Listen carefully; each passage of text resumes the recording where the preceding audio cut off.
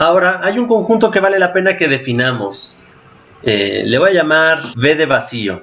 ¿Es válido tal vez que defina un conjunto en el que no escriba que no tiene nada? ¿O que lo defina por abstracción de esta manera? Los conjuntos tienen objetos. Entonces, ¿qué pasa si digo el conjunto de todas las cosas que no son objetos? Como definimos que un conjunto tenía que tener objetos, si yo digo que es el conjunto de todas las cosas que no son un objeto, por lo tanto no va a tener nada dentro, porque sería ir en contra de lo que definimos. Estas dos maneras de definir este conjunto nos da lo mismo. Es un conjunto que no tiene nada y es válido, pero lo tenemos que definir. Entonces, esta es la definición de un conjunto vacío. Y dirán, bueno, pero ¿para qué hay que hablar del conjunto vacío si es una cosa que no tiene nada? La verdad es que es bien importante. Por ejemplo, cuando veamos en una partitura musical representada en su forma matemática, vamos a ver que, por ejemplo, el silencio se va a representar como el conjunto vacío, ¿no? Y el silencio es algo muy importante en la música. Entonces, al igual que el silencio tiene su importancia en la música, el conjunto vacío tiene su importancia en la teoría de conjuntos. Con las nociones que ya tenemos hasta este momento aprendidas, podemos preguntarnos algunas cosas. Entonces, voy a poner una línea para poner otras verdades que ya podemos derivar con la información que ya tenemos. Entonces, vamos a poner esta pregunta. ¿B es subconjunto de B? ¿Están de acuerdo que podría cambiar el orden de estas B's también? Lo voy a poner con flechitas. Podría esta B cambiarla para acá y esta B cambiarla para acá y no va a afectar nada. Va a ser exactamente el mismo estamento. Entonces, esto solo es para decir que cualquier conjunto tiene que ser igual a sí mismo, una cosa muy obvia. Vamos a hacer, esto era una cosa obvia, ¿no? Que un conjunto es idéntico a sí mismo por este mismo proceso. Voy a borrar esto. Y vamos a encontrar que el conjunto vacío es único, solo existe un conjunto vacío, no existen varios. ¿Por qué? Voy a definir con dos nombres diferentes, dos conjuntos vacíos diferentes. Usemos la B que ya tenemos arriba, entonces B es el conjunto vacío. Y digamos que W es un conjunto vacío también. Entonces, vamos a ver si son iguales. Entonces, para ver si son iguales, tendríamos que decir que B es subconjunto de W. Y tendríamos que decir también que W es subconjunto de B. Entonces, hay que pensar un poquito el por qué es cierto esto. Veamos. B es subconjunto de W. Esto va a ser un poquito tal vez de que se nos va a tronar un poco la cabeza, porque es como pensar que la nada tiene cosas, ¿no? De alguna manera, que tiene propiedades. Pero van a ver por qué tenemos que aceptar esto. ¿Qué piensan? ¿B, este conjunto vacío B, es subconjunto del conjunto W? Ahora lo que quiero es que piensen un poquito el argumento de por qué sí y por qué no. Entonces, siempre que tengamos una pregunta de estas, hay que analizar las dos posibilidades, el por qué sí y el por qué no, y ver qué argumentos necesitamos para aseverar lo uno o lo otro. Esto es una cosa que se llama prueba por contradicción, la vamos a usar varias veces. Prueba por contradicción quiere decir aseverar si tenemos un lugar donde podemos, como en este caso, decir que es cierto o decir que es falso, y que solo existen esas dos opciones. Entonces, podemos irnos por el camino incorrecto y checar si eso es plausible. Si no es plausible irnos por esa rama, quiere decir que la otra es la correcta, porque solo tenemos dos opciones. Y una tiene que ser cierta y otra tiene que ser falsa. Vámonos por el camino del no. Vamos a tomar entonces el camino de pensar que esto es cierto, que B no es subconjunto de B. Entonces, para ver bien clara la contradicción, tenemos que usar nuestra definición. ¿Qué significaba que B no fuera subconjunto de W? Entonces, si recuerdan nuestra diapositiva de acá, esto es lo que tenemos que usar. Si A y B son conjuntos y todos los miembros que pertenecen a A también pertenecen a B, entonces A es subconjunto de B. ¿Cómo negamos esta definición?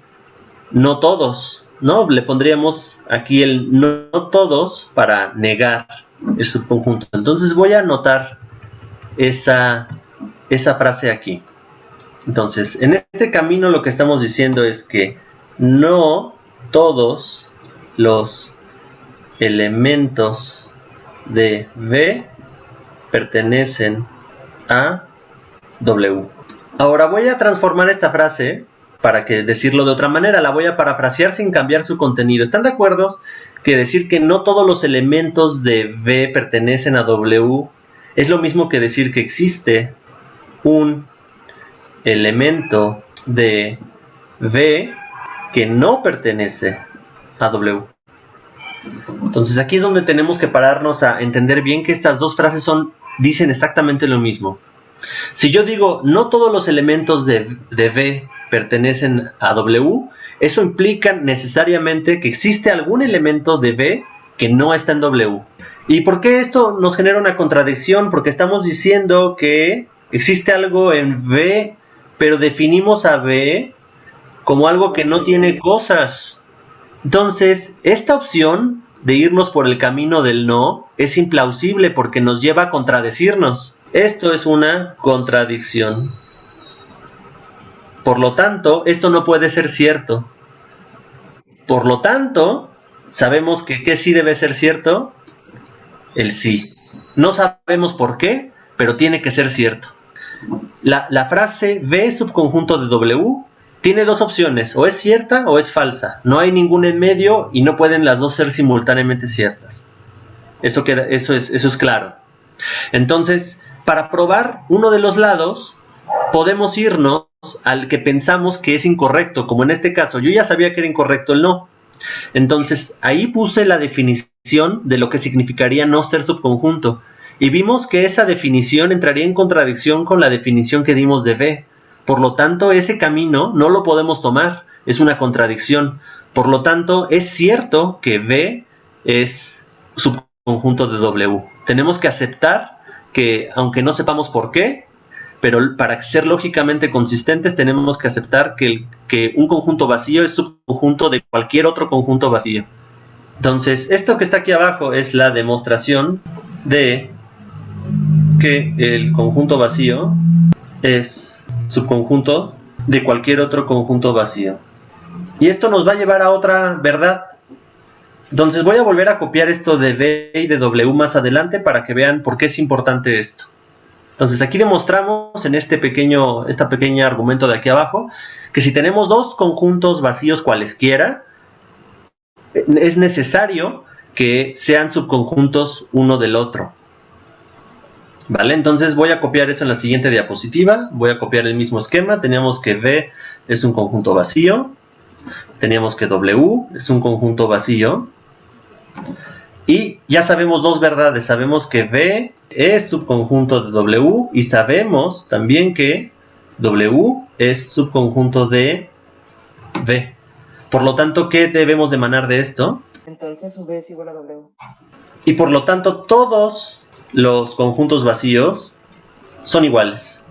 Otra manera de decir eso, esta flechita apuntando a los dos lados quiere decir que son dos frases que dicen exactamente lo mismo. Son paráfrasis una de la otra. Todos los conjuntos vacíos son iguales, o sea, existe un único conjunto vacío. Como es único, podemos tener un símbolo especialmente para hablar de él. Ese símbolo que vamos a usar para hablar de él es este símbolo que es como un cero tachado.